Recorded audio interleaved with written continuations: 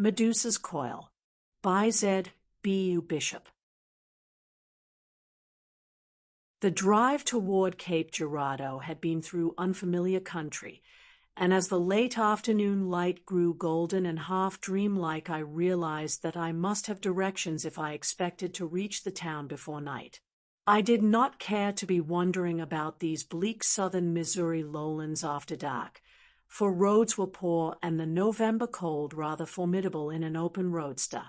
Black clouds, too, were massing on the horizon, so I looked about among the long gray and blue shadows that streaked the flat, brownish fields, hoping to glimpse some house where I might get the needed information.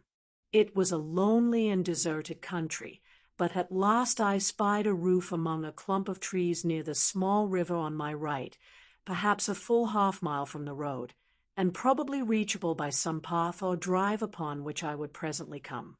In the absence of any nearer dwelling, I resolved to try my luck there, and was glad when the bushes by the roadside revealed the ruin of a carved stone gateway, covered with dry, dead vines and choked with undergrowth, which explained why I had not been able to trace the path across the fields in my first distant view. I saw that I could not drive the car in, so I parked it very carefully near the gate, where a thick evergreen would shield it in case of rain, and got out for the long walk to the house. Traversing that brush-grown path in the gathering twilight, I was conscious of a distinct sense of foreboding, probably induced by the air of sinister decay hovering about the gate and the former driveway. From the carvings on the old stone pillars, I inferred that this place was once an estate of manorial dignity, and I could clearly see that the driveway had originally boasted guardian lines of linden trees, some of which had died, while others had lost their special identity among the wild scrub growths of the region. As I plowed onward, charcoal bars and stickers clung to my clothes, and I began to wonder whether the place could be inhabited after all. Was I tramping on a vain errand? For a moment I was tempted to go back and try some farm farther along the road, when a view of the house ahead aroused my curiosity and stimulated my venturesome spirit. There was something provocatively fascinating in the tree-girt, decrepit pile before me, for it spoke of the graces and spaciousness of a bygone era and a far more southerly environment. It was a typical wooden plantation house of the classic, early 19th century pattern, with 2.5 stories and a great Ionic portico whose pillars reached up as far as the attic and supported a triangular pediment. Its state of decay was extreme and obverse, one of the vast columns having rotted and fallen to the ground, while the upper piazza or balcony had sagged dangerously low. Other buildings, I judged, had formerly stood near it. As I mounted the broad stone steps to the low porch and the carved and fall-lighted doorway, I felt distinctly nervous, and started to light a cigarette, desisting when I saw how dry and inflammable everything about me was.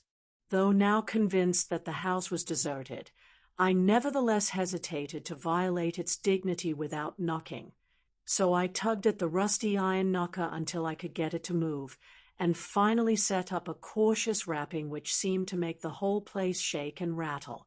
There was no response, yet once more I plied the cumbrous, creaking device, as much to dispel the sense of unholy silence and solitude as to arouse any possible occupant of the ruin. Somewhere near the river I heard the mournful note of a dove, and it seemed as if the coursing water itself were faintly audible. Half in a dream, I seized and rattled the ancient latch, and finally gave the great 6-paneled door a frank trying. It was unlocked, as I could see in a moment, and though it stuck and grated on its hinges, I began to push it open, stepping through it into a vast shadowy hall as I did so. But the moment I took this step I regretted it.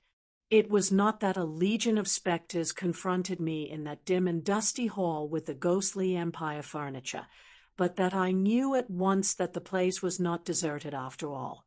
There was a creaking on the great curved staircase, and the sound of faltering footsteps slowly descending. Then I saw a tall, bent figure silhouetted for an instant against the great Palladian window on the landing. My first terror was soon over, and as the figure descended the final flight, I was ready to greet the householder whose privacy I had invaded. In the semi-darkness, I could see him reach into his pocket for a match. There came a flare as he lighted a small kerosene lamp which stood on a rickety console table near the foot of the stairs. The feeble glow revealed the stooping figure of a very tall, emaciated old man, disordered in dress and unshaven as to face, yet for all that with the bearing and expression of a gentleman. I did not wait for him to speak, but at once began to explain my presence.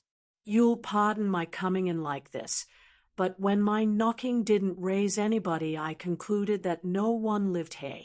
I wanted to know the shortest road to Cape Girardeau. I wanted to get there before dark, but now, of course. As I paused, the man spoke in exactly the cultivated tone I had expected, and with a mellow accent as unmistakably southern as the house he inhabited. Rather, you must pardon me for not answering your knock more promptly. I live in a very retired way, and am not usually expecting visitors. At first I thought you were a mere curiosity seeker. When you knocked again I started to answer, but I am not well and have to move very slowly, owing to spinal neuritis, very troublesome case. As for your getting to town before dark, you can't do that. The road you are on isn't the best or shortest way. What you must do is to take the first real road to your left after you leave the gate. There are 3 or 4 cart paths you can ignore, but you can't mistake the real road because of the large willow tree on the right just opposite it. When once you've turned, keep on past 2 roads and turn to the right along the 3rd. After that, perplexed by these elaborate directions, confusing indeed to a total stranger, I could not help interrupting. Please, how can I follow all these clues in pitch darkness, without ever having been near here before, and with only an indifferent pair of headlights to tell me what is and what isn't a road? Besides, I think it's going to storm pretty soon, and my car is an open one. It looks as if I were in a bad fix if I want to get to Cape Girardeau tonight. The fact is, I don't think I'd better try. I don't like to impose, but in view of the circumstances, do you suppose you could put me up for the night? I won't be any trouble. Just let me have a corner to sleep until daylight, and I'm all right. I can leave the car in the road where it is. Wet weather won't hurt it. As I made my sudden request, I could see the old man's face lose its former expression of quiet resignation and take on an odd, surprised look. Sleep here? He seemed so astonished at my request that I repeated it. Yes, why not? I assure you I won't be any trouble. What else can I do? I'm a stranger hereabouts. These roads are a labyrinth in the dark, and I'll wager it'll be raining torrents inside of an hour. This time it was my host's turn to interrupt, and as he did so I could feel a peculiar quality in his deep, musical voice. A stranger? Of course you must be, else you wouldn't think of sleeping here, wouldn't think of coming here at all. People don't come here nowadays. He paused, and my desire to stay was increased 1,000-fold by the sense of mystery his laconic words seemed to evoke. There was something queer about this place, and the pervasive musty smell seemed to cloak 1,000 secrets. Again I noticed the extreme decrepitude of everything about me, manifest even in the feeble rays of the single small lamp. I felt woefully chilly, and saw with regret that no heating seemed to be provided. Yet so great was my curiosity that I still wished most ardently to stay and learn something of the recluse and his dismal abode. You may stay if you really wish to.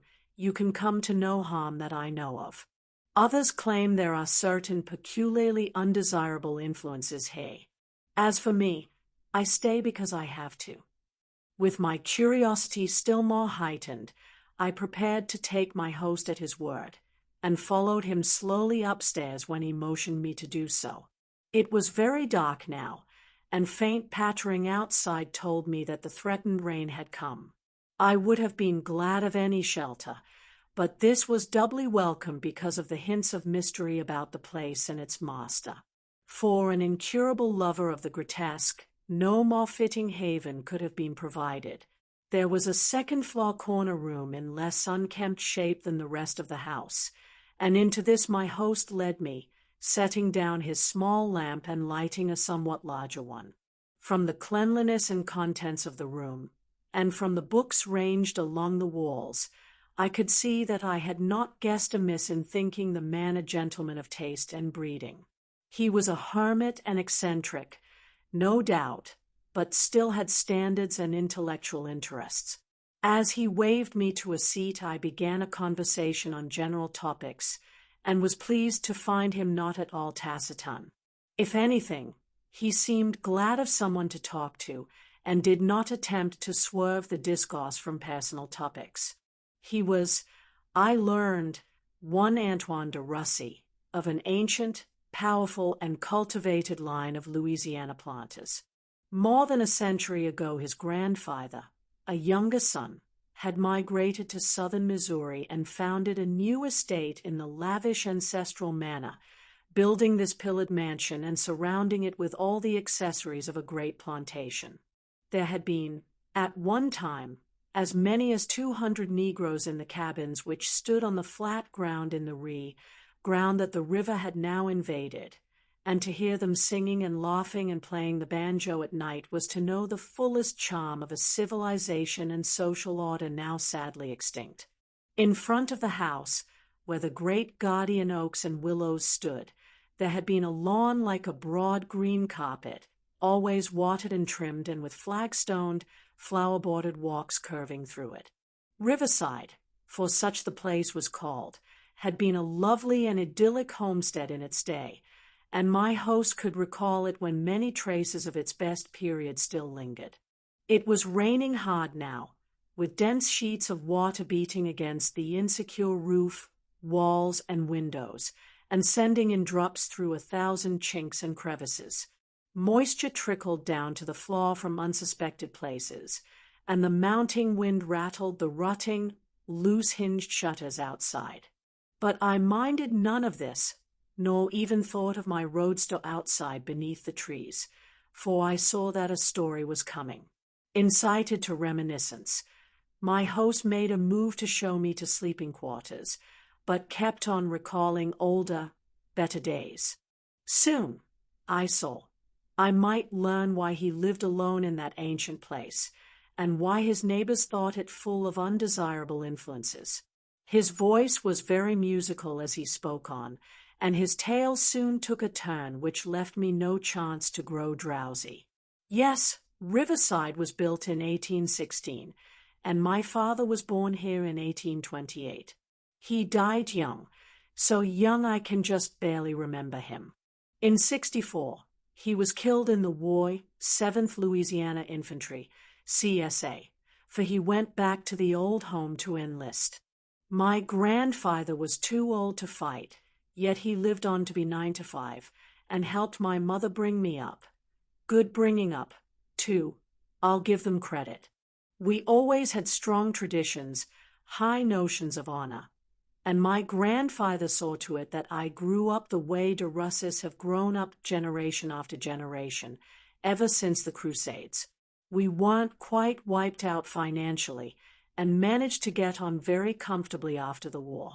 I went to a good school in Louisiana, and later to Princeton. Later on, I was able to get the plantation on a fairly profitable basis, though you see what it's come to now. My mother died when I was 20, and my grandfather 2 years later. It was rather lonely after that, and in 85 I married a distant cousin in New Orleans. Things might have been different if she'd lived, but she died when my son Dennis was born. Then I had only Dennis. I didn't try marriage again, but gave all my time to the boy. He was like me, like all the de Russes, darkish and tall and thin, and with the devil of a temper. I gave him the same training my grandfather had given me, but he didn't need much training when it came to points of honor. It was in him. Never saw such high spirit, all I could do to keep him from running away to the Spanish War when he was 11. Romantic young devil, too full of high notions, you'd call him Victorian. Now, no trouble at all to make him let the nigger wenches alone. I sent him to the same school I'd gone to, and to Princeton, too. He was class of 1909. In the end, he decided to be a doctor, and went a year to the Harvard Medical School. Then he hit on the idea of keeping to the old French tradition of the family, and argued me into sending him to the Sorbonne. I did, and proudly enough, though I knew how lonely I'd be with him so far off. Would to God I hadn't. I thought he was the safest kind of a boy to be in Paris. He had a room in the Rue Saint-Jacques, that's near the university in the Latin Quarter, but according to his letters and his friends, he didn't cut up with the gayer dogs at all. The people he knew were mostly young fellows from home, serious students and artists who thought more of their work than of striking attitudes and painting the town red. But of course there were lots of fellows who were on a sort of dividing line between serious study and the devil, the aesthetes, the decadents, experimenters in life and sensation. The borderline kind of a chapter naturally. Dennis ran up against a good many of these, and saw a good deal of their life. They had all sorts of crazy circles and cults, imitation devil worship, false black masses, and the like. Doubt if it did them much harm on the whole. Probably most of them forgot all about it in a year or two. One of the deepest in this queer stuff was a fellow Dennis had known at school, for that matter, whose father I'd known myself, Frank Marsh, of New Orleans. Disciple of Lafcadio Hearn and Gauguin and Van Hove, regular epitome of the yellow 90s. Poor devil, he had the makings of a great artist.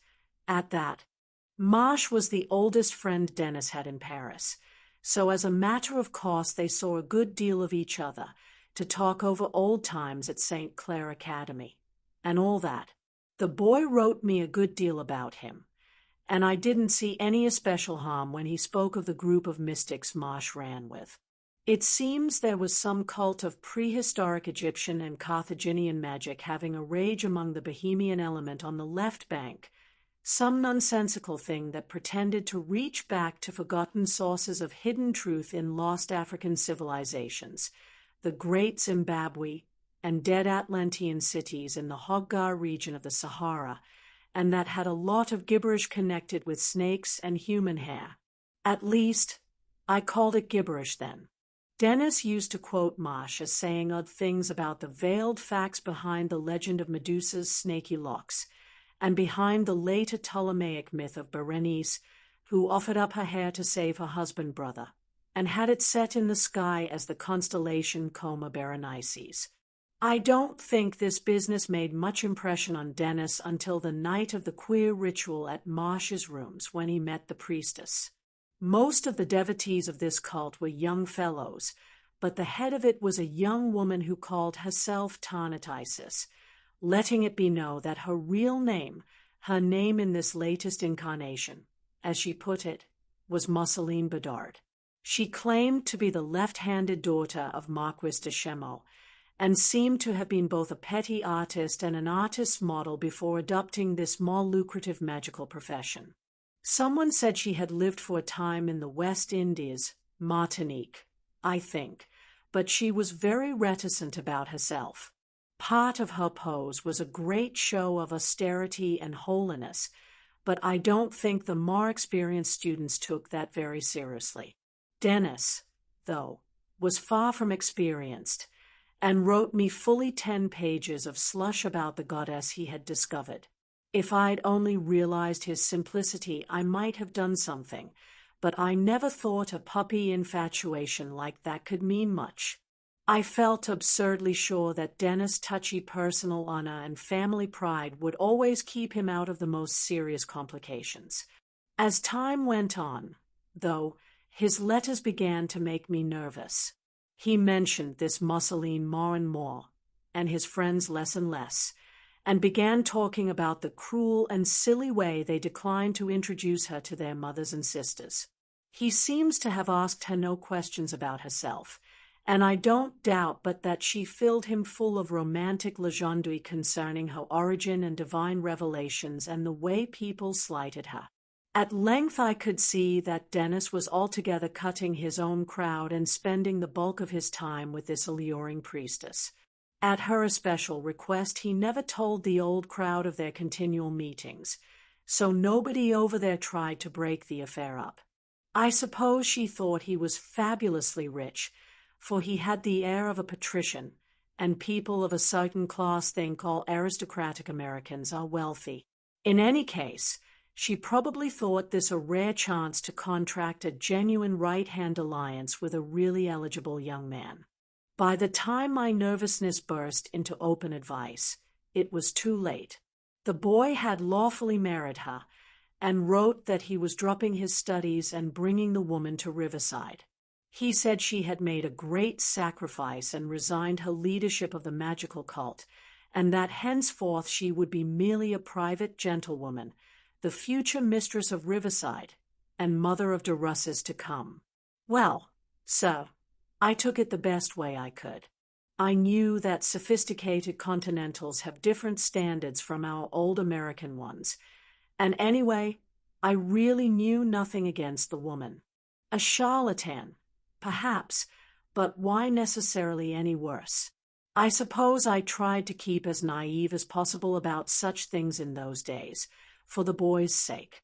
Clearly, there was nothing for a man of sense to do but to let Dennis alone so long as his new wife conformed to Durussi ways. Let her have a chance to prove herself.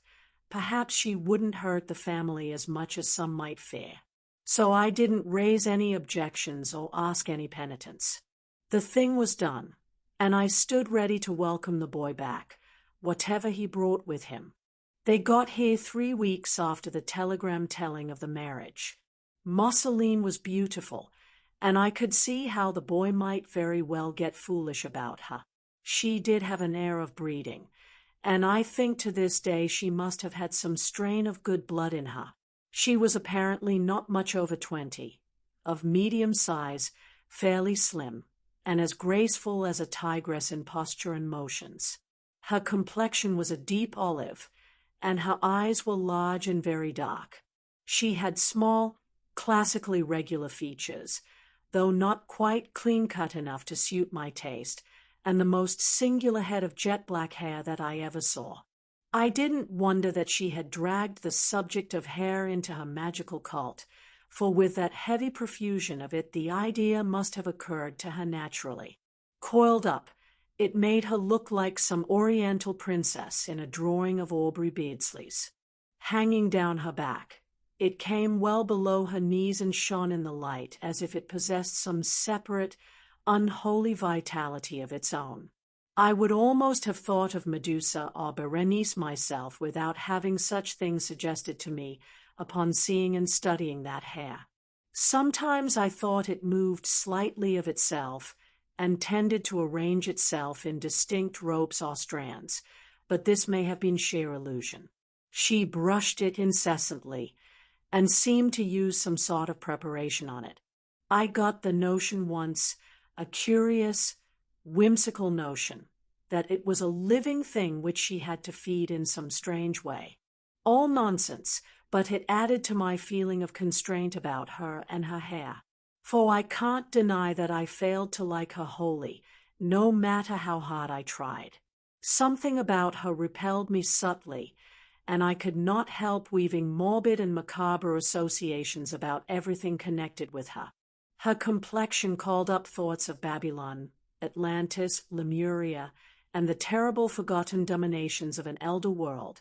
Her eyes struck me sometimes as the eyes of some unholy forest creature or animal goddess too immeasurably ancient to be fully human, and her hair, that dense, exotic, overnourished growth of oily jet, made one shiver as a great black python might have done. There was no doubt but that she realized my involuntary attitude, though I tried to hide it, and she tried to hide the fact that she noticed it. Yet the boy's infatuation lasted. He positively fawned on her, and overdid all the little gallantries of daily life to a sickening degree.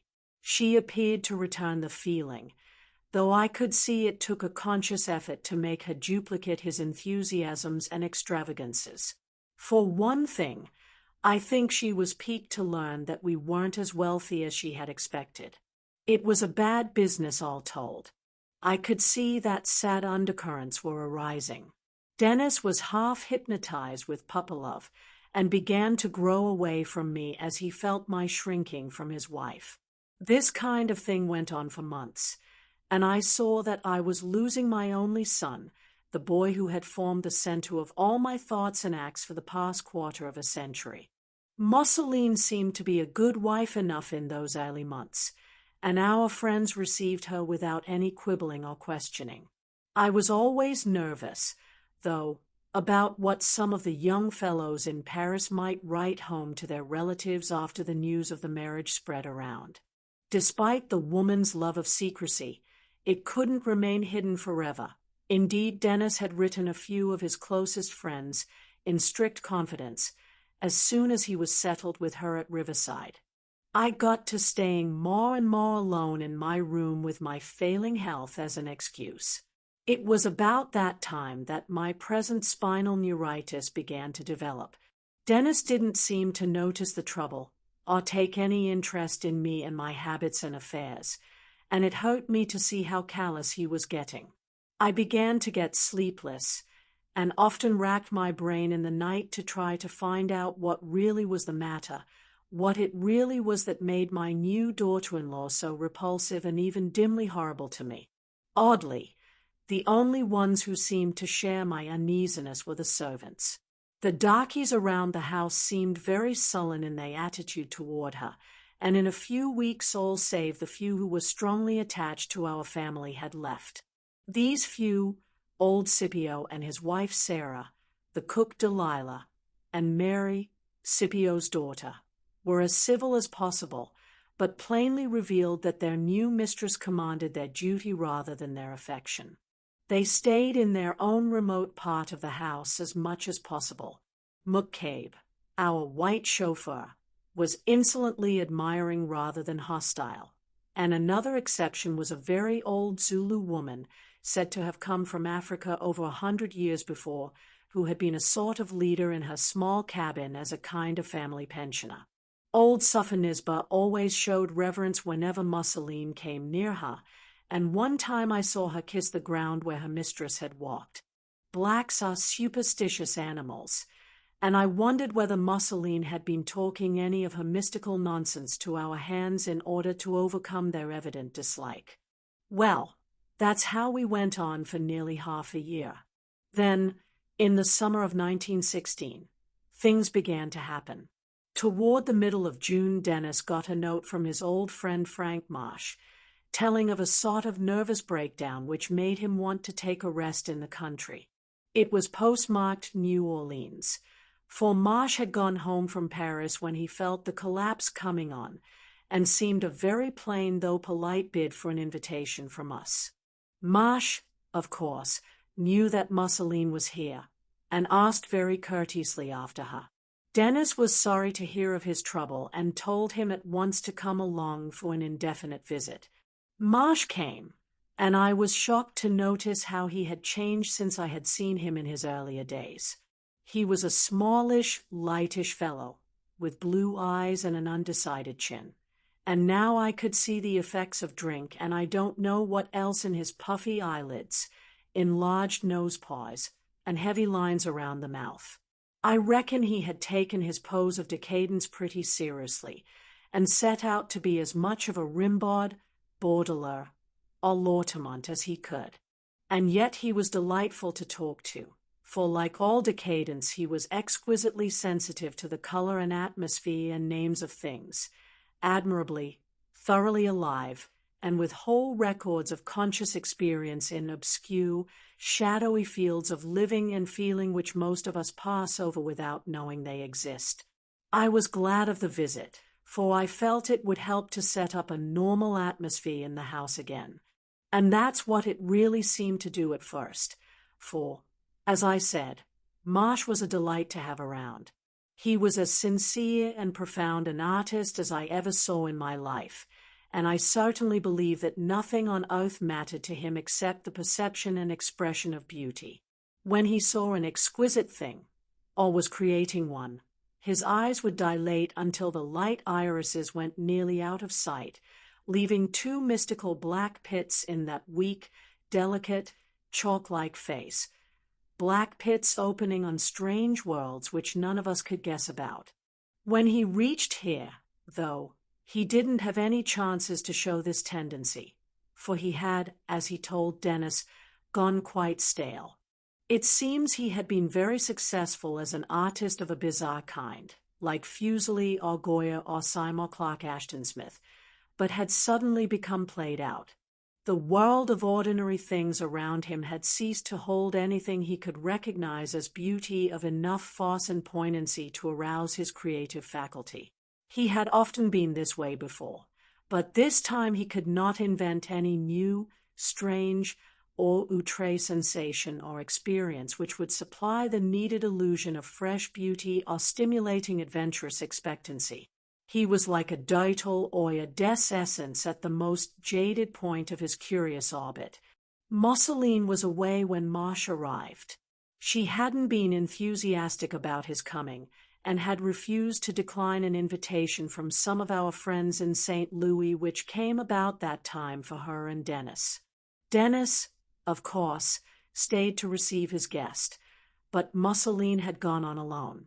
It was the first time they had ever been separated, and I hoped the interval would help dispel the sort of daze that was making such a fool of the boy. Mosseline showed no hurry to get back, but seemed to me to prolong her absence as much as she could. Dennis stood it better than one would have expected from such a doting husband, and seemed more like his old self as he talked over other days with Marsh and tried to cheer the listless aesthete up. It was Marsh who seemed most impatient to see the woman, perhaps because he thought her strange beauty, or some phase of the mysticism which had gone into her one-time magical cult, might help to reawaken his interest in things and give him another start toward artistic creation. That there was no baser reason, I was absolutely certain from what I knew of Marsh's character. With all his weaknesses, he was a gentleman, and it had indeed relieved me when I first learned that he wanted to come here because his willingness to accept Dennis' hospitality proved that there was no reason why he shouldn't. When, at last, Mosseline did return, I could see that Marsh was tremendously affected. He did not attempt to make her talk of the bizarre thing which she had so definitely abandoned, but was unable to hide a powerful admiration which kept his eyes, now dilated in that curious way for the first time during his visit, riveted to her every moment she was in the room. She, however, seemed uneasy rather than pleased by his steady scrutiny. That is, she seemed so at first, though this feeling of hers wore away in a few days, and left the two on a basis of the most cordial and voluble congeniality. I could see Marsh studying her constantly when he thought no one was watching, and I wondered how long it would be that only the artist, and not the primitive man, would be aroused by her mysterious graces. Dennis naturally felt some irritation at this turn of affairs, though he realized that his guest was a man of honor and that, as kindred mystics and aesthetes, Mosseline and Marsh would naturally have things and interests to discuss in which a more or less conventional person could have no part. He didn't hold anything against anybody, but merely regretted that his own imagination was too limited and traditional to let him talk with Mosseline as Marsh talked. At this stage of things I began to see more of the boy. With his wife otherwise busy, he had time to remember that he had a father who was ready to help him in any difficulty. We often sat together on the veranda watching Marsh and Mosseline as they rode up or down the drive on horseback, or played tennis on the court that used to stretch south of the house. They talked mostly in French, which Marsh, though he hadn't more than a quarter portion of French blood, handled more glibly than either Dennis or I could speak it. Mosseline's English, always academically correct, was rapidly improving in accent, but it was plain that she relished dropping back into her mother tongue. As we looked at the congenial couple they made, I could see the boy's cheek and throat muscles tighten. Though he wasn't a whit less ideal a host to Marsh, or a whit less considerate a husband to Musseline. All this was generally in the afternoon, for Musseline rose very late, had breakfast in bed, and took an immense amount of time preparing to come downstairs. It was in these morning hours that Dennis and Marsh did their real visiting, and exchanged the close confidences which kept their friendship up despite the strain that jealousy imposed. Well, it was in one of those morning talks on the veranda that Marsh made the proposition which brought on the end. I was laid up, but had managed to get downstairs and stretch out on the front parlor sofa near the long window. Dennis and Marsh were just outside, so I couldn't help hearing all they said. They had been talking about art, and the curious, capricious environmental elements needed to jolt an artist into producing work of merit, when Marsh suddenly swerved from abstractions to the personal application he must have had in mind from the start. I suppose he was saying that nobody can tell just what it is in some scenes or objects that makes them aesthetic stimuli for sight in individuals. Basically, of course, it must have some reference to each man's background of stored-up mental associations, for no two people have the same scale of sensitivity and responses.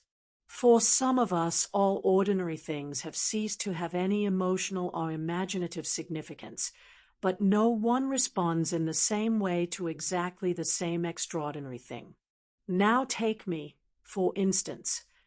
I know, Denny, that I can say these things to you because you have such a preternaturally unspoiled mind, clean, objective, and all that.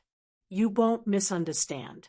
The fact is, I think I know what's needed to set my imagination working again. I've had a dim idea of it ever since we were in Paris, but I'm sure now. It's Musseline, old chap, that face and that hair, and the train of shadowy images they bring up. Not merely visible beauty, though God knows there's enough of that, but something peculiar and individualized that can't exactly be explained. Do you know, in the last few days I've felt the existence of such a stimulus so keenly that I honestly think I could outdo myself if I could get hold of paint and canvas at just the time when her face and hair set my fancy stirring and weaving. There is something weird and otherworldly about it, something joined up with the dim ancient thing Musseline represents. I don't know how much she's told you about that side of her, but I can assure you there's plenty to it. She has some marvelous links with the outside. Some change in Dennis' expression must have halted the speaker here, for there was a considerable spell of silence before the words went on. I was utterly taken aback, for I'd expected no such overt development as this, and I wondered what my son could be thinking.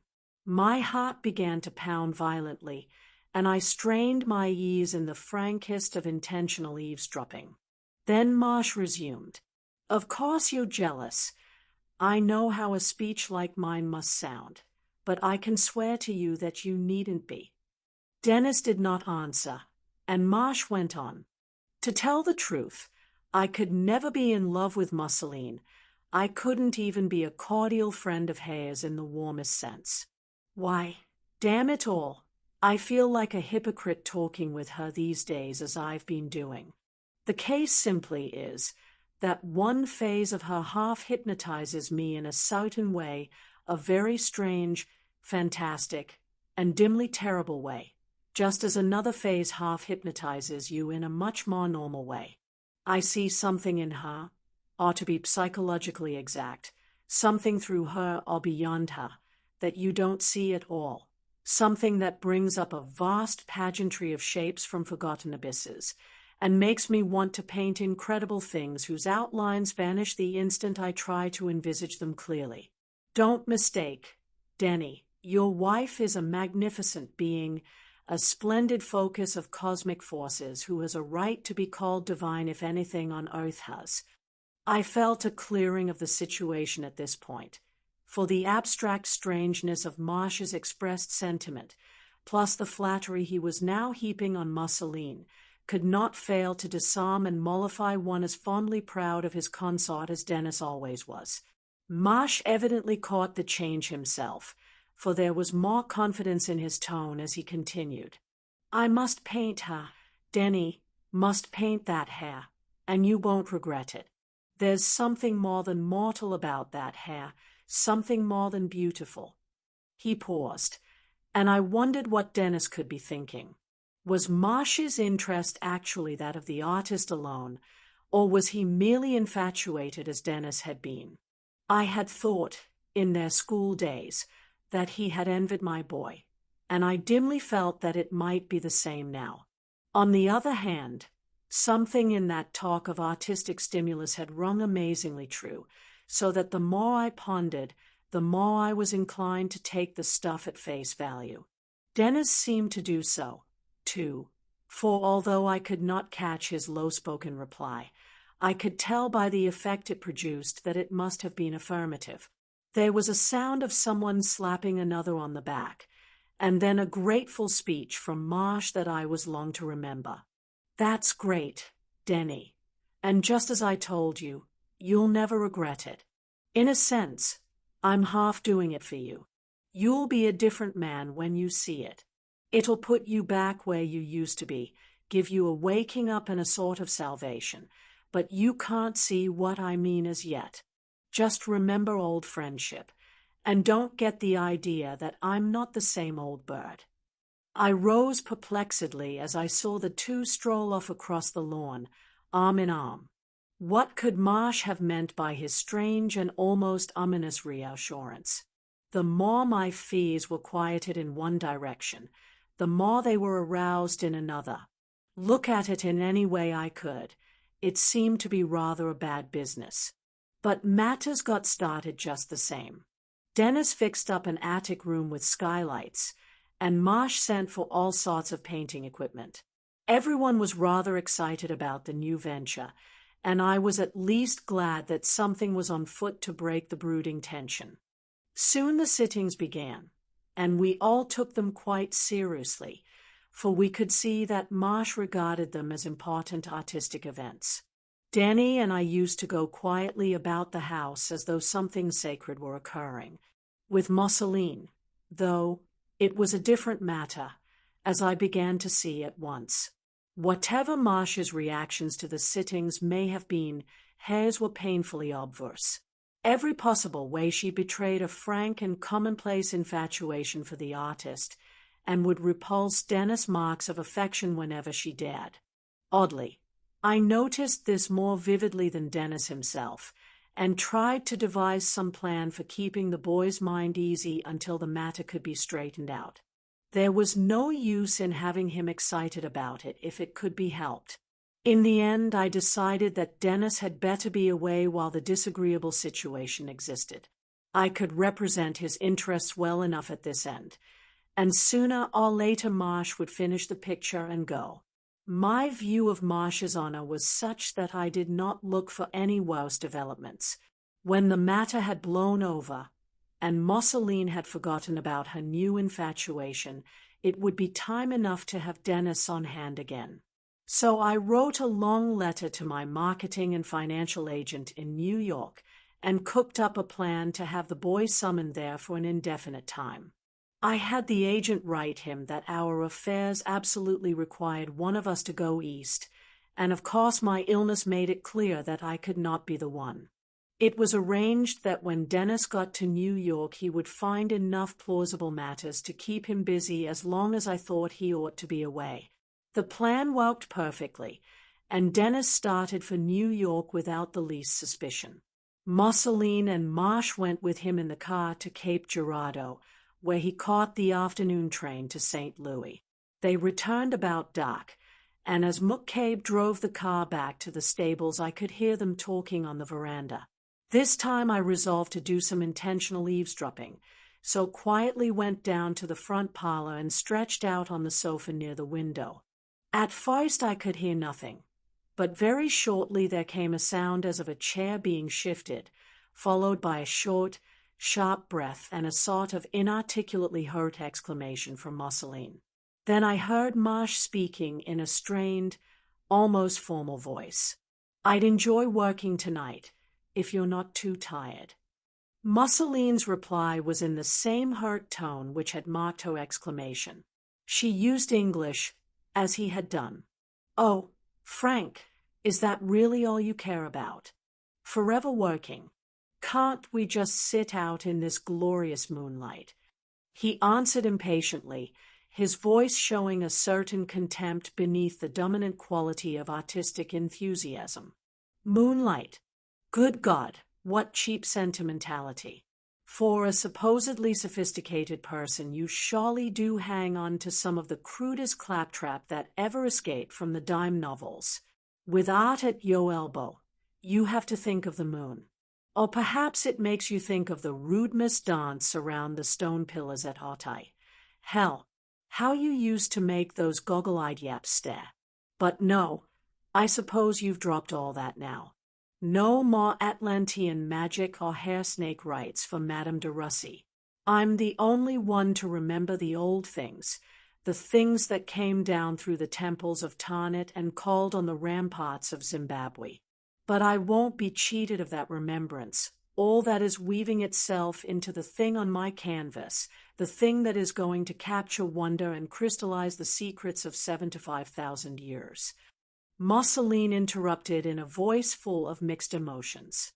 "It's you who are cheaply sentimental now. You know well that the old things had better be let alone. All of you had better look out if ever I chant the old rites or try to call up what lies hidden in Yugoth, Zimbabwe. And yeah, I thought you had more sense. You lack logic. You want me to be interested in this precious painting of yours, yet you never let me see what you're doing. Always that black cloth over it. It's of me. I shouldn't think it would matter if I saw it." Marsh was interrupting this time, his voice curiously hard and strained.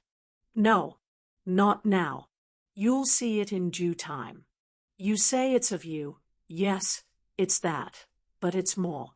If you knew, you mightn't be so impatient. Poor Dennis. My God, it's a shame." My throat went suddenly dry as the words rose to an almost febrile pitch. What could Marsh mean? Suddenly I saw that he had stopped and was entering the house alone. I heard the front door slam, and listened as his footsteps ascended the stairs. Outside on the veranda I could still hear Musseline's heavy, angry breathing.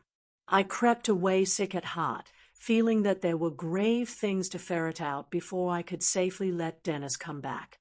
After that evening the tension around the place was even worse than before. Musseline had always lived on flattery and fawning, and the shock of those few blunt words from Marsh was too much for her temperament. There was no living in the house with her any more, for with poor Dennis gone she took out her abusiveness on everybody. When she could find no one indoors to quarrel with, she would go out to Sophonisba's cabin and spend hours talking with the queer old Zulu woman. Aunt Sophie was the only person who would fawn abjectly enough to suit her, and when I tried once to overhear their conversation, I found Musseline whispering about elder secrets and unknown Kadath while the negress rocked to and fro in her chair, making inarticulate sounds of reverence and admiration every now and then. But nothing could break her dog-like infatuation for Marsh. She would talk bitterly and sullenly to him, yet was getting more and more obedient to his wishes. It was very convenient for him, since he now became able to make her pose for the picture whenever he felt like painting. He tried to show gratitude for this willingness, but I thought I could detect a kind of contempt or even loathing beneath his careful politeness. For my part, I frankly hated Musseline. There was no use in calling my attitude anything as mild as mere dislike these days. Certainly, I was glad Dennis was away. His letters, not nearly so frequent as I wished, showed signs of strain and worry. As the middle of August went by, I gathered from Marsh's remarks that the portrait was nearly done. His mood seemed increasingly sardonic. though Mussoline's temper improved a bit, as the prospect of seeing the thing tickled her vanity. I can still recall the day when Marsh said he'd have everything finished within a week. Mussoline brightened up perceptibly, though not without a venomous look at me. It seemed as if her coiled hair visibly tightened about her head. "I'm to be the first to see it," she snapped. Then, smiling at Marsh, she added, "And if I don't like it, I shall slash it to pieces." Marsh's face took on the most curious look I had ever seen it wear as he answered her. "I can't vouch for your taste, Mussoline, but I swear it will be magnificent. Not that I want to take much credit. Art creates itself, and this thing had to be done. Just wait." During the next few days, I felt a queer sense of foreboding, as if the completion of the picture meant a kind of catastrophe instead of a relief. Dennis, too, had not written me, and my agent in New York said he was planning some trip to the country. I wondered what the outcome of the whole thing would be. What a queer mixture of elements, Marsh and Mussoline, Dennis and I. How would all these ultimately react on one another?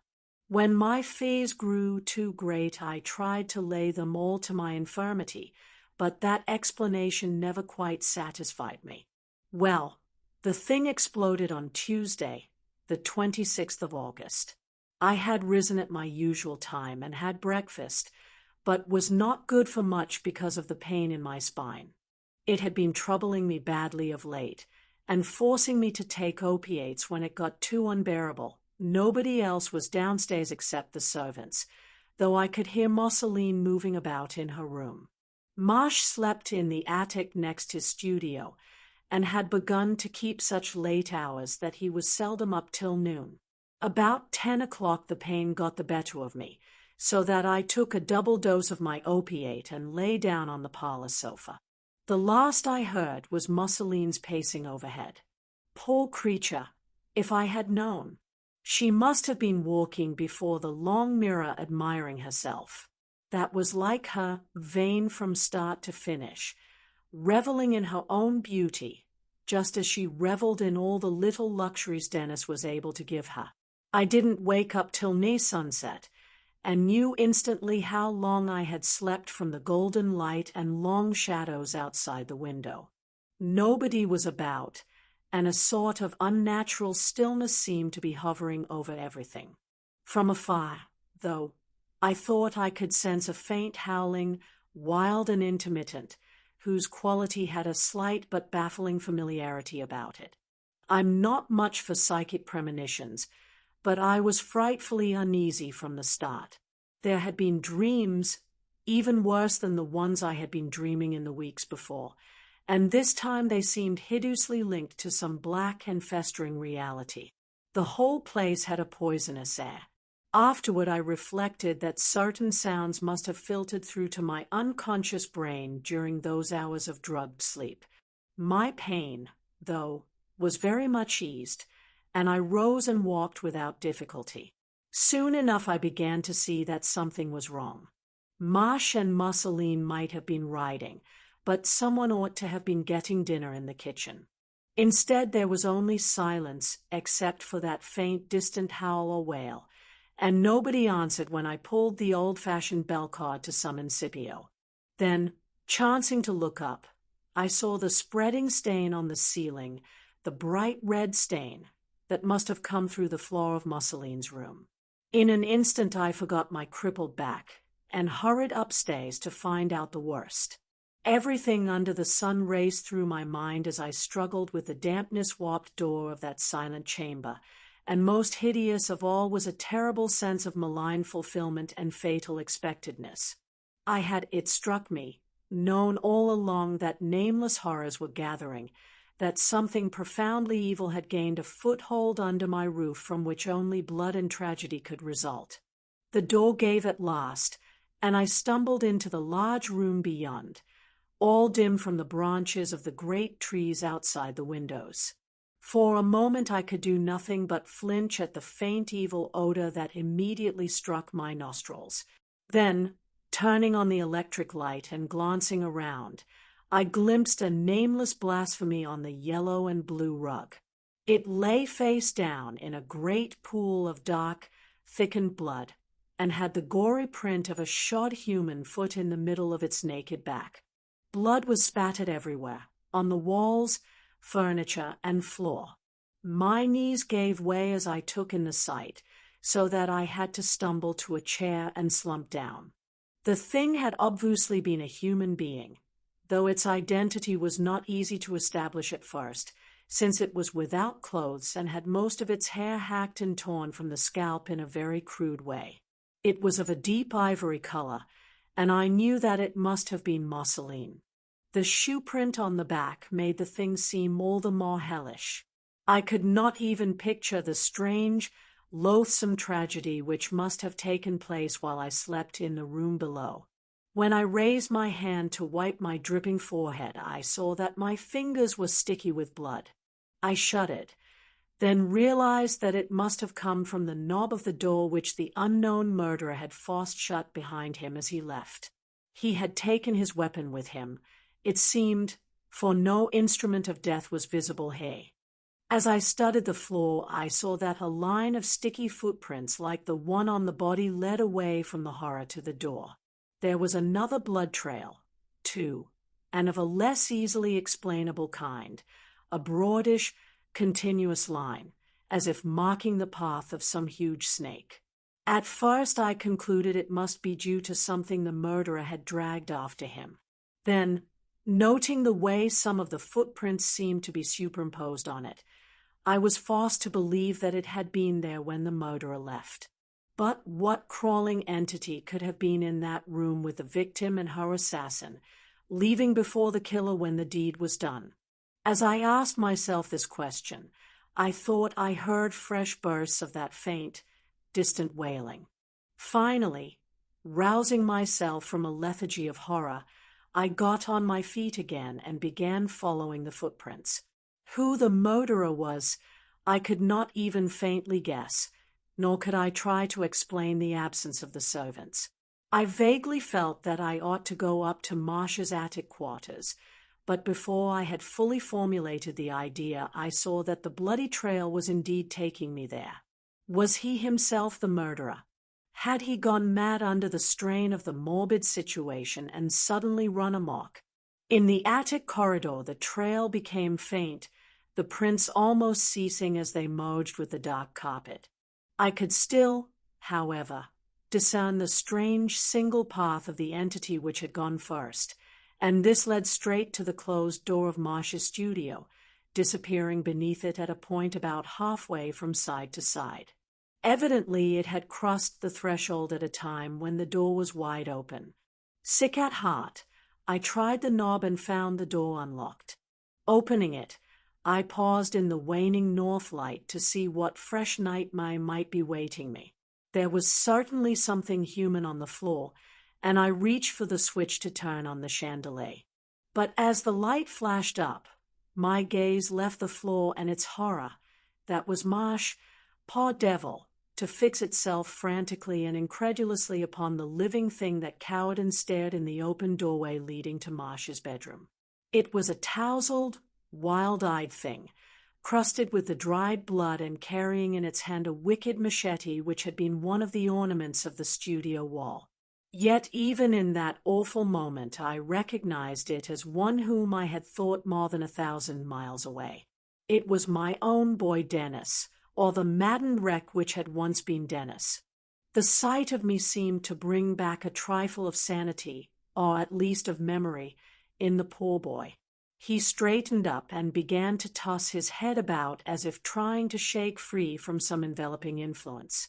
I could not speak a word, but moved my lips in an effort to get back my voice.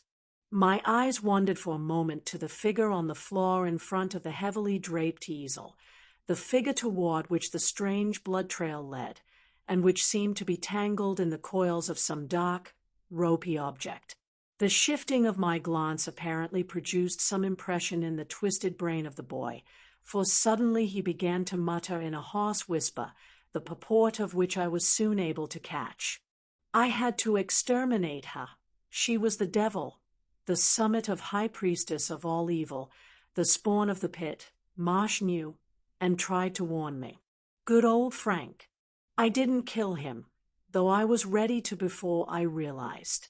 But I went down there and killed her, then that cursed hair. I listened in horror as Dennis choked, paused, and began again. You didn't know. Her letters got queer, and I knew she was with Marsh. Then she nearly stopped writing. He never mentioned her. I felt something was wrong, and thought I ought to come back and find out. Couldn't tell you. Your manner would have given it away. Wanted to surprise them. Got here about noon today. Came in a cab and sent the house servants all off. Let the field hands alone, for their cabins are all out of earshot. Told McCabe to get me some things in Cape Girardeau and not bother to come back till tomorrow. Had all the niggers take the old car and let Mary drive them to Bend Village for a vacation. Told them we were all going on some sort of outing and wouldn't need help. Said they'd better stay all night with Uncle Sip's cousin, who keeps that nigger boarding house. Dennis was getting very coherent now, and I strained my ears to grasp every word. Again I thought I heard that wild, far-off wail, but the story had first place for the present.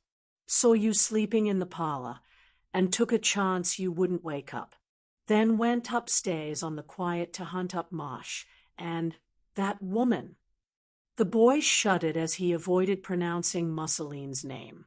At the same time I saw his eyes dilate in unison with a bursting of the distant crying, whose vague familiarity had now become very great. She was not in her room, so I went up to the studio. Door was shut, and I could hear voices inside. Didn't knock, just buzzed in and found her posing for the picture. Nude, but with that hellish hair all draped around her, and making all sorts of sheep's eyes at Marsh. He had the easel turned half away from the door, so I couldn't see the picture. Both of them were pretty well jolted when I showed up, and Marsh dropped his brush. I was in a rage and told him he'd have to show me the portrait, but he got calmer every minute. Told me it wasn't quite done, but would be in a day or two. Said I could see it then. She hadn't seen it. But that didn't go with me. I stepped up, and he dropped a velvet curtain over the thing before I could see it.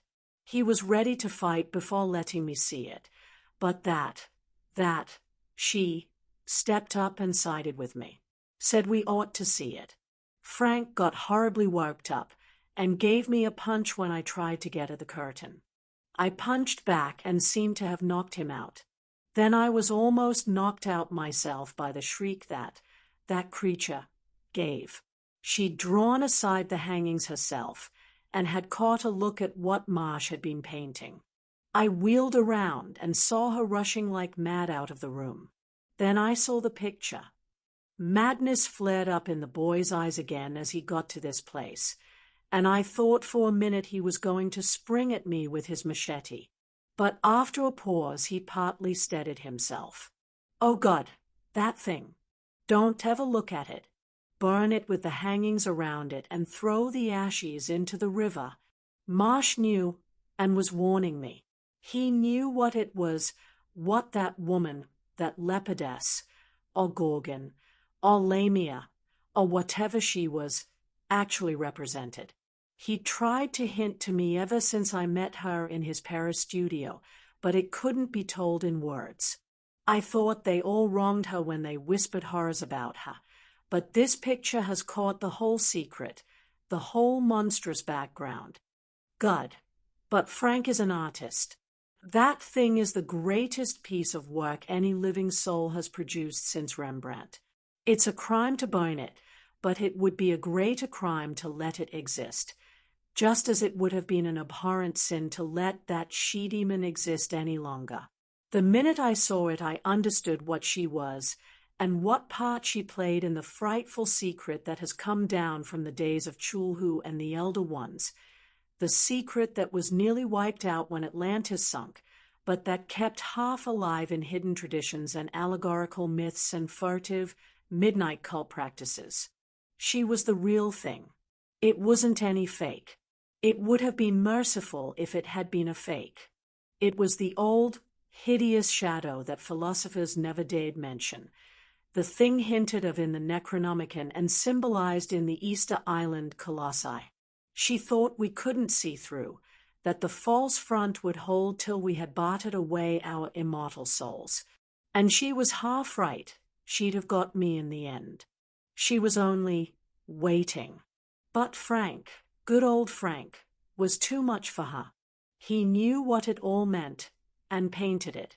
I don't wonder she shrieked and ran off when she saw it. It wasn't quite done, but God knows enough was there. Then I knew I'd got to kill her, and everything connected with her. It was a taint that wholesome human blood couldn't bear. There was something else, too, but you'll never know that if you burn the picture without looking.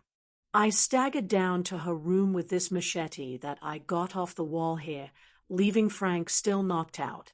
He was breathing, though, and I knew and thanked heaven that I hadn't killed him. I found her in front of the mirror braiding that accursed hair. She turned on me like a wild beast, and began spitting out her hatred of Marsh. The fact that she'd been in love with him, and I knew she had, only made it worse.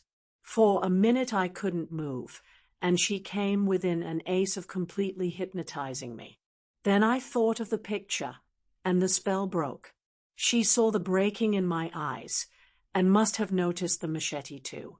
I never saw anything but a wild jungle beast look as she did then.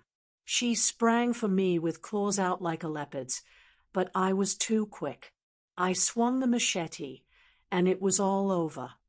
Dennis had to stop again there, and I saw the perspiration running down his forehead through the spattered blood.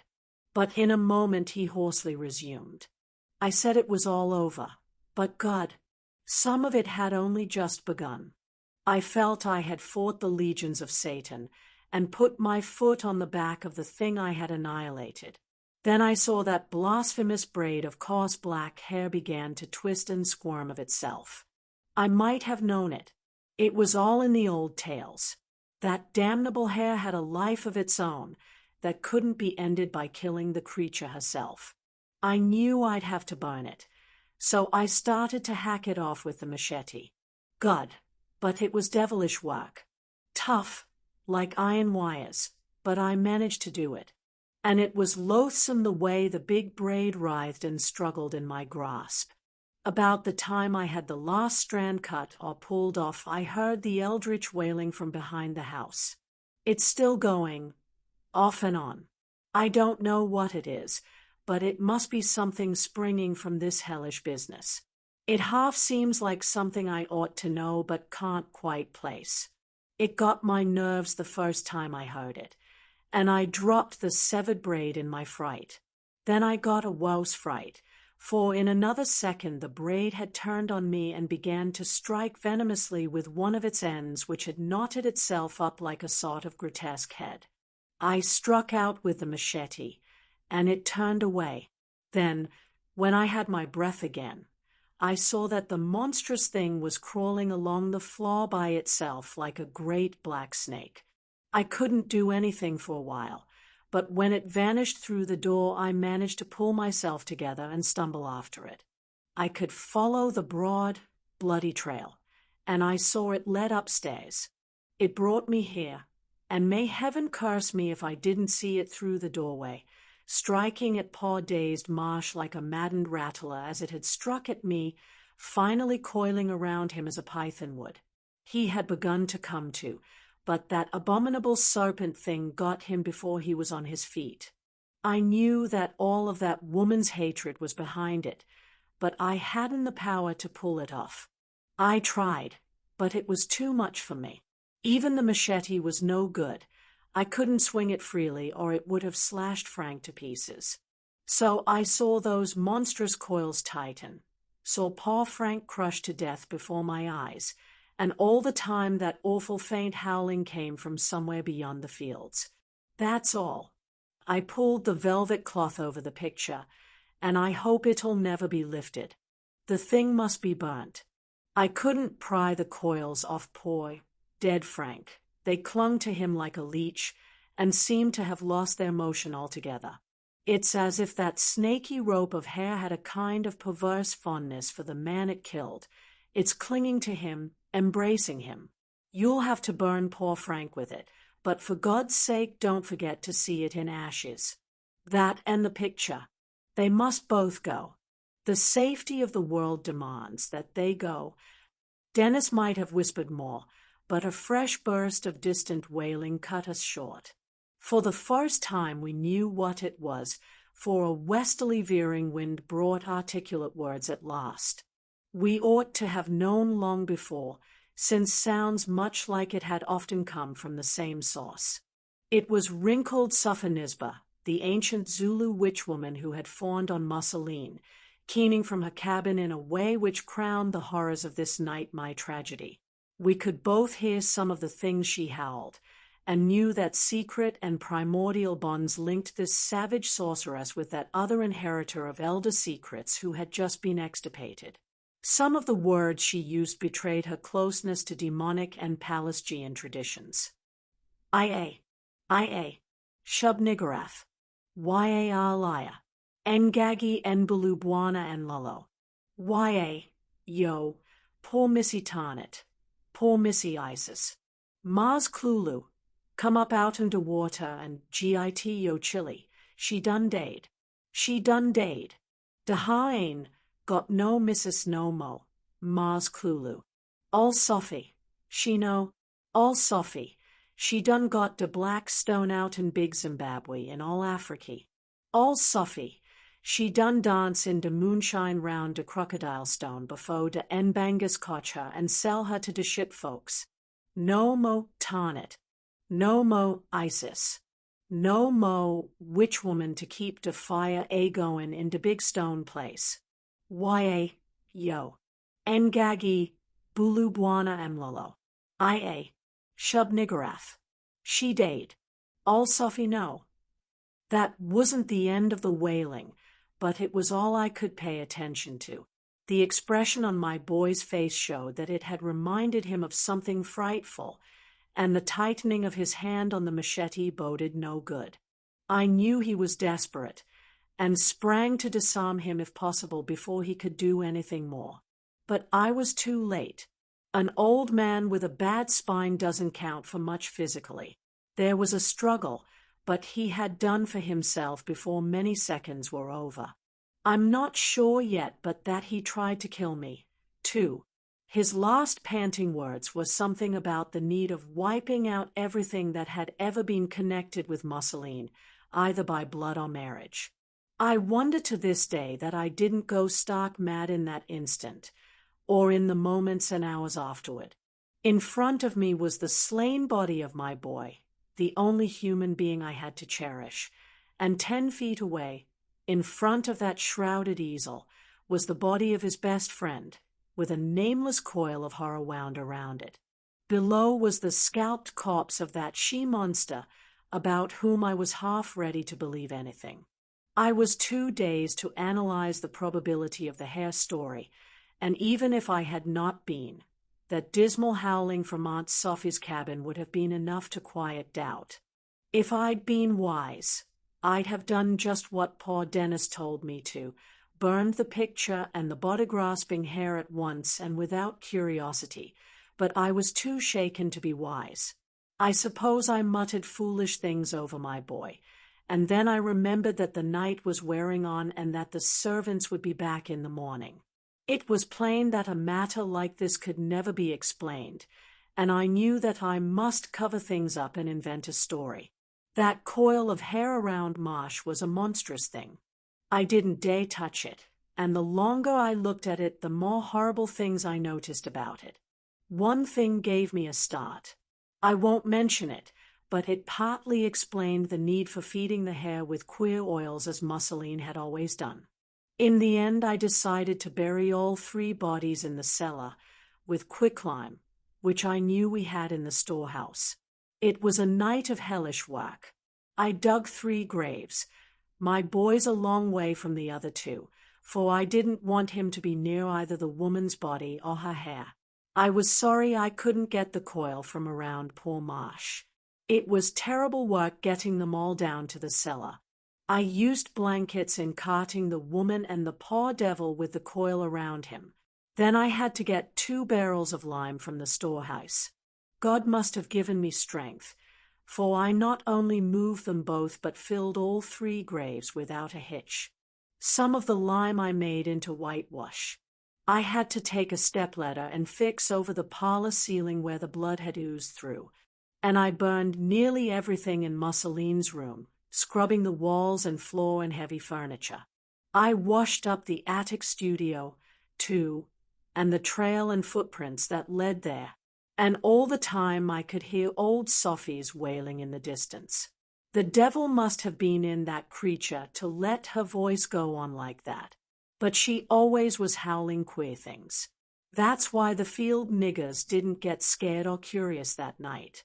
I locked the studio door and took the key to my room. Then I burned all my stained clothes in the fireplace. By dawn the whole house looked quite normal, so far as any casual eye could tell. I hadn't dared touch the covered easel, but meant to attend to that later. Well, the servants came back next day, and I told them all the young folks had gone to St. Louis. None of the field hands seemed to have seen or heard anything, and old Sophonisba's wailing had stopped at the instant of sunrise. She was like a sphinx after that, and never let out a word of what had been on her brooding witch brain the day and night before. Later on I pretended that Dennis and Marsh and Mussoline had gone back to Paris and had a certain discreet agency mail me letters from there, letters I had fixed up in forged handwriting. I had the deaths of Marsh and Dennis reported during the war, and later said Mussoline had entered a convent. Fortunately, Marsh was an orphan whose eccentric ways had alienated him from his people in Louisiana. Things might have been patched up a good deal better for me if I had had the sense to burn the picture, sell the plantation, and give up trying to manage things with a shaken and overstrained mind. You see what my folly has brought me to. Failing crops, hands discharged one by one, place falling to ruin, and myself a hermit and a target for dozens of queer countryside stories. Nobody will come around hay after dark nowadays, or any other time if it can be helped. That's why I knew you must be a stranger. And why do I stay hay? I can't wholly tell you that. It's bound up too closely with things at the very rim of sane reality. It wouldn't have been so, perhaps, if I hadn't looked at the picture. I ought to have done as poor Dennis told me. I honestly meant to burn it when I went up to that locked studio a week after the horror, but I looked first, and that changed everything. No, there's no use telling what I saw. You can, in a way, see for yourself presently, though time and dampness have done their work. I don't think it can hurt you if you want to take a look, but it was different with me. I knew too much of what it all meant. Dennis had been right. It was the greatest triumph of human art since Rembrandt, even though still unfinished. I grasped that at the start, and knew that poor Marsh had justified his decadent philosophy. He was to painting what Baudelaire was to poetry, and Mussoline was the key that had unlocked his inmost genius. The thing almost stunned me when I pulled aside the hangings, stunned me before I half knew what the whole thing was. You know, it's only partly a portrait. Marsh had been pretty literal when he hinted that he wasn't painting Mussoline alone, but what he saw through her and beyond her. Of course she was in it, was the key to it, in a sense, but her figure only formed one point in a vast composition. She was nude except for that hideous web of hair spun around her, and was half-seated, half reclining on a sort of bench or divan, carved in patterns unlike those of any known decorative tradition. There was a monstrously shaped goblet in one hand, from which was spilling fluid whose color I haven't been able to place or classify to this day. The figure and the divan were in the left-hand foreground of the strangest sort of scene I ever saw in my life. I think there was a faint suggestion of its all being a kind of emanation from the woman's brain, yet there was also a directly opposite suggestion, as if she were just an evil image or hallucination conjured up by the scene itself. I can't tell you now whether it's an exterior or an interior, whether those hellish cyclopean vaultings are seen from the outside or the inside, or whether they are indeed carven stone and not merely a morbid fungus arborescence. The geometry of the whole thing is crazy. One gets the acute and obtuse angles all mixed up.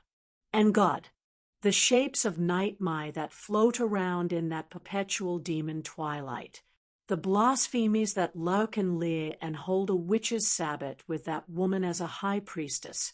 The black shaggy entities that are not quite goats. The crocodile-headed beast with 3 legs and a dorsal row of tentacles. And the flat-nosed Egyptians dancing in a pattern that Egypt's priests knew and called accursed. But the scene wasn't Egypt. It was behind Egypt. Behind even Atlantis. Behind fabled Mu and myth-whispered Lemuria. It was the ultimate fountainhead of all horror on this earth, and the symbolism showed only too clearly how integral a part of it Mussolini was. I think it must be the unmentionable Elia, that was not built by any creatures of our planet, the thing Marsh and Dennis used to talk about in the shadows with hushed voices. In the picture, it appears that the whole scene is deep underwater, though everybody seems to be breathing freely. Well, I couldn't do anything but look and shudder, and finally I saw that Mussolini was watching me craftily out of those monstrous, dilated eyes on the canvas. It was no mere superstition. Marsh had actually caught something of her horrible vitality in his symphonies of line and color, so that she still brooded and stared and hated, just as if most of her weren't down in the cellar under quicklime. And it was worst of all when some of those Hecate-born snaky strands of hair began to lift themselves up from the surface and grope out into the room toward me. Then it was that I knew the last final horror, and realized I was a guardian and a prisoner forever. She was the thing from which the first dim legends of Medusa and the Gorgons had sprung, and something in my shaken will had been captured and turned to stone at last. Never again would I be safe from those coiling snaky strands, the strands in the picture, and those that lay brooding under the lime near the wine casks. All too late I recalled the tales of the virtual indestructibility, even through centuries of burial, of the hair of the dead. My life since has been nothing but horror and slavery. Always there has lurked the fear of what broods down in the cellar. In less than a month, the niggers began whispering about the great black snake that crawled around near the wine casks after dark, and about the curious way its trail would lead to another spot 6 feet away. Finally, I had to move everything to another part of the cellar, for not a darky could be induced to go near the place where the snake was seen. Then the field hands began talking about the black snake that visited old Sophonisba's cabin every night after midnight. One of them showed me its trail, and not long afterward I found out that Aunt Sophie herself had begun to pay strange visits to the cellar of the big house, lingering and muttering for hours in the very spot where none of the other blacks would go. God, but I was glad when that old witch died. I honestly believe she had been a priestess of some ancient and terrible tradition back in Africa. She must have lived to be almost 150 years old. Sometimes I think I hear something gliding around the house at night. There will be a queer noise on the stairs where the boards are loose, and the latch of my room will rattle as if with an inward pressure. I always keep my door locked, of course. Then there are certain mornings when I seem to catch a sickish musty odor in the corridors and notice a faint, ropey trail through the dust of the floors. I know I must guard the hair in the picture, for if anything were to happen to it, there are entities in this house which would take a sure and terrible revenge. I don't even dare to die, for life and death are all one to those in the clutch of what came out of Elia. Something would be on hand to punish my neglect. Medusa's coil has got me, and it will always be the same. Never mix up with secret and ultimate horror, young man, if you value your immortal soul. As the old man finished his story, I saw that the small lamp had long since burned dry, and that the large one was nearly empty. It must, I knew, be near dawn, and my ears told me that the storm was over. The tale had held me in a half-daze, and I almost feared to glance at the door lest it reveal an inward pressure from some unnameable source. It would be hard to say which had the greatest hold on me, stark horror, incredulity, or a kind of morbid fantastic curiosity. I was wholly beyond speech and had to wait for my strange host to break the spell. "Do you want to see the thing?" His voice was very low and hesitant, and I saw he was tremendously in earnest. Of my various emotions, curiosity gained the upper hand, and I nodded silently. He rose, lighting a candle on a nearby table and holding it high before him as he opened the door. "Come with me, upstairs." I dreaded to brave those musty corridors again, but fascination downed all my qualms. The boards creaked beneath our feet, and I trembled once when I thought I saw a faint, rope-like line traced in the dust near the staircase. The steps of the attic were noisy and rickety, with several of the treads missing. I was glad of the need of looking sharply to my footing, for it gave me an excuse not to glance about. The attic corridor was pitch black and heavily cobwebbed, an inch deep with dust except where a beaten trail led to a door on the left at the farther end.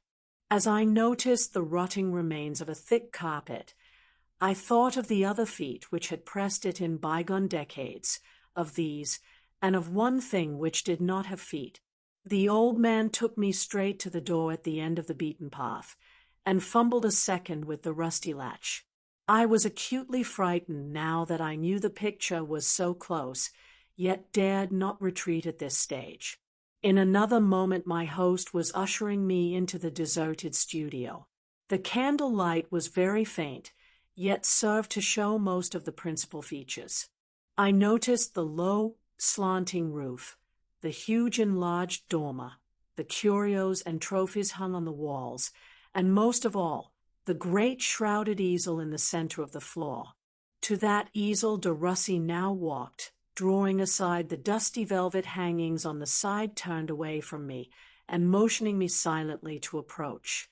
It took a good deal of courage to make me obey, especially when I saw how my guide's eyes dilated in the wavering candlelight as he looked at the unveiled canvas. But again curiosity conquered everything, and I walked around to where de Russi stood. Then I saw the damnable thing. I did not faint, though no reader can possibly realize the effort it took to keep me from doing so. I did cry out, but stopped short when I saw the frightened look on the old man's face.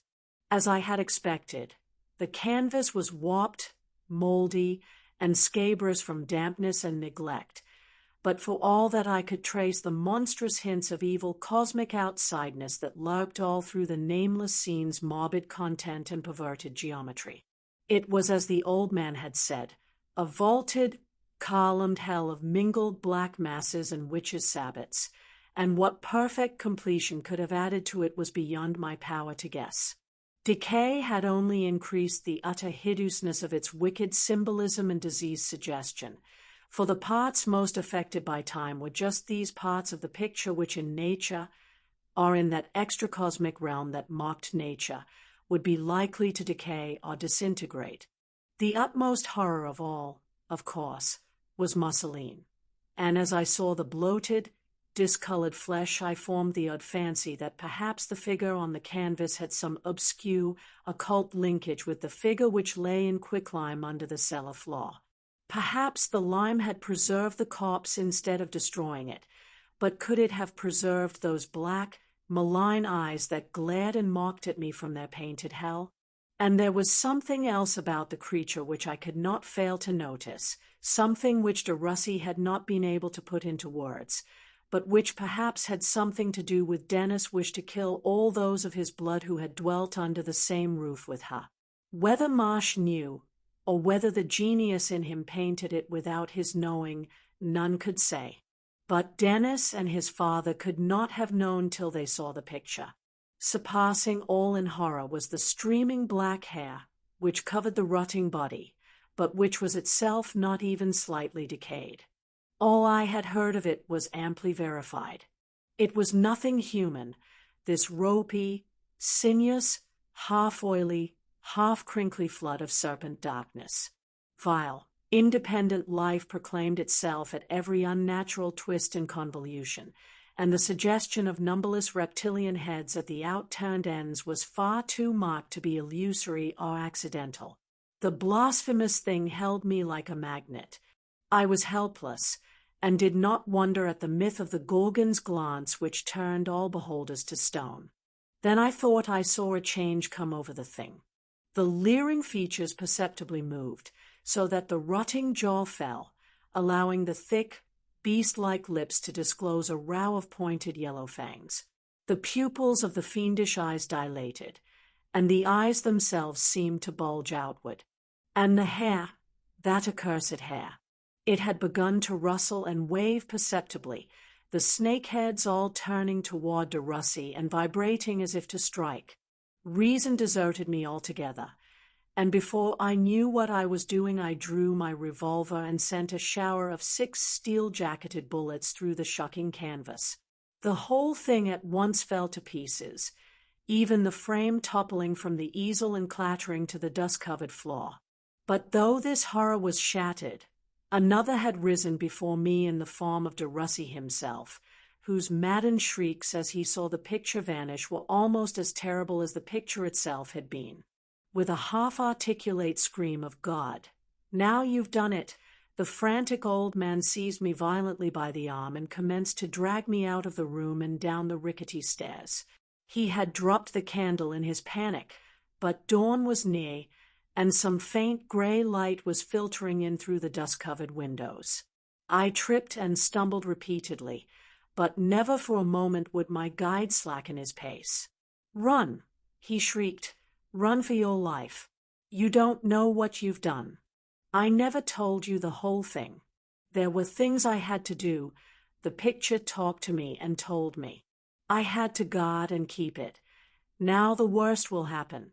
She and that hair will come up out of their graves, for God knows what purpose. Hurry, man. For God's sake, let's get out of here while there's time. If you have a car, take me along to Cape Girardeau with you. It may get me in the end. Anywhere, but I'll give it a run for its money. Out of here, quick." As we reached the ground floor, I became aware of a slow, curious thumping from the rear of the house, followed by the sound of a door shutting. De Russie had not heard the thumping, but the other noise caught his ear and drew from him the most terrible shriek that ever sounded in human throat. "Oh, God, great God!" That was the cellar door. "She's coming." By this time I was desperately wrestling with the rusty latch and sagging hinges of the great front door, almost as frantic as my host, now that I heard the slow, thumping tread approaching from the unknown rear rooms of the accursed mansion. The night's rain had warped the oaken planks, and the heavy door stuck and resisted even more strongly than it had when I forced an entrance the evening before. Somewhere a plank creaked beneath the foot of whatever was walking, and the sound seemed to snap the last cord of sanity in the poor old man. With a roar like that of a maddened bull, he released his grip on me and made a plunge to the right, through the open door of a room which I judged had been a parlor. A second later, just as I got the front door open and was making my own escape, I heard the tinkling clatter of broken glass and knew he had leapt through a window. And as I bounded off the sagging porch to commence my mad race down the long, weed-grown drive, I thought I could catch the thud of dead, dogged footfalls which did not follow me, but which kept leadenly on through the door of the cobwebbed parlor. I looked backward only twice as I plunged heedlessly through the bays and briars of that abandoned drive, past the dying lindens and grotesque scrub oaks, in the gray pallor of a cloudy November dawn. The first time was when an acrid smell overtook me, and I thought of the candle de Russie had dropped in the attic studio. By then I was comfortably near the road, on the high place from which the roof of the distant house was clearly visible above its encircling trees, and just as I expected, thick clouds of smoke were billowing out of the attic dormers and curling upward into the leaden heavens. I thanked the powers of creation that an immemorial curse was about to be purged by fire and blotted from the earth. But in the next instant came that second backward look in which I glimpsed two other things that canceled most of the relief and gave me a supreme shock from which I shall never recover. I have said that I was on a high part of the drive, from which much of the plantation behind me was visible. This vista included not only the house and its trees, but some of the abandoned and partly flooded flat land beside the river, and several bends of the weed-choked drive I had been so hastily traversing.